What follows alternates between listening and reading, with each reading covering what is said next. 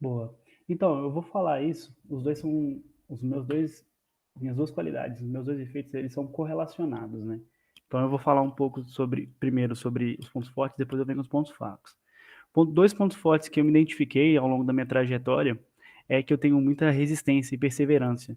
Assim, quando me dão uma atividade, eu sou daquele tipo de pessoa que pode ser que eu não saiba fazer, mas eu corro atrás, busco informação aonde que eu tenho essa informação, primeiro sozinho, né, fazendo a pesquisa sozinho no Google, enfim, fazendo o máximo para conseguir sozinho. Quando eu não consigo, eu tento ver alguém para ajudar, alguém que pode sanar minha dúvida, e aí, entendendo completamente a questão, entra no meu segundo ponto forte, que eu acredito que seja a proatividade.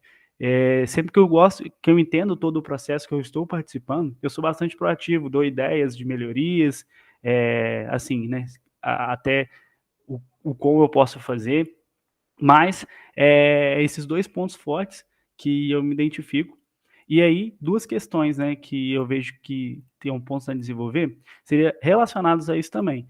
Seria uma dificuldade inicial maior de aprender. Acho que eu sinto que eu faço um pouco mais de esforço que qualquer pessoa tem para entender um processo.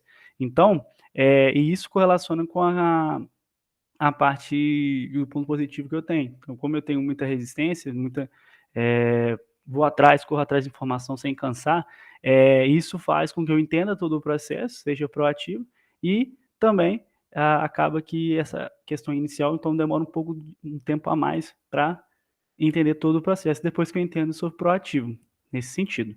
E também, um outro ponto negativo seria relacionado a eu me cobrar muito.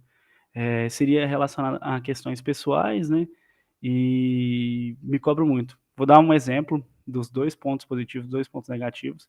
O ponto positivo foi quando foi na entrevista que eu tive, na entrevista não, perdão, na no meu último estágio, onde as coisas ainda fui contratado, né, como estagiário no escritório de processo, e aí tinha muita coisa bagunçada, muita coisa a ser desenvolvida ainda. Então, no começo, foi muita informação para mim, para eu começar a entender o que de fato eu tenho que fazer, qual processo que eu tenho que mapear, o que que eu tenho que fazer, né, para ajudar.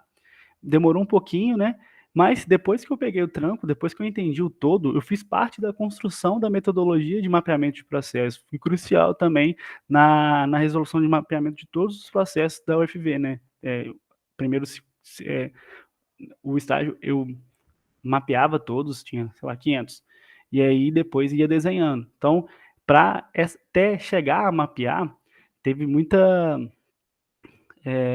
estudos, muita metodologia, foi acerto e erro. Então, eu demorei um pouquinho para entender, um tempo mínimo, e aí, depois que eu entendi, fui proativo e também ajudei na metodologia de fazer. Isso foi um ponto forte.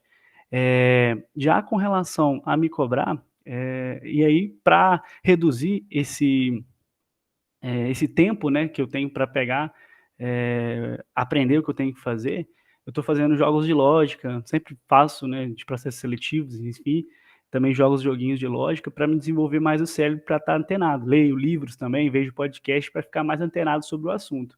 Então, isso faz reduzir um pouco o meu tempo, que é esse meu ponto negativo. E também sobre a cobrança que eu citei, eh eu faço terapia, né, ainda estou fazendo, para reduzir isso ainda mais na carga da pessoa. Enfim, era isso.